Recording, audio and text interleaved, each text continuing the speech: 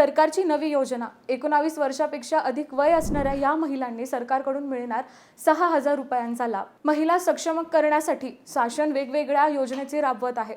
यात गर्भवती महिलांसाठी सुद्धा योजना आहेत। प्रधानमंत्री मातृवंदना योजना असे त्यात योजनेचे नाव आहे। त्या अंतर्गत पात्र महिलांना आर्थिक मदत दिली जाते। पहिल्या अपत्यासाठी पात्र महिलेला 5,000 रुपयापर्यंतचा मदत मिळते, तर दुसरे अपत्य मुलगी असल्यास 6,000 रुपयांचा लाभ मिळू शकतो। या पैशांचा उपयोग गर्भावस्थेला, पोषण, आरोग्याची तपासणी, आवश्यक वैद्यकीय सेवांसाठी मदत करता येतो। या योजनेचा लाभ घेण्यासाठी महिलेचे वय किमान 19 वर्ष असणे आवश्यक आहे। आर्थिक किंवा सामाजिक दृष्ट्या दुर्बल घटकांतील महिलांना यामध्ये विशेष प्राधान्य दिले जाते।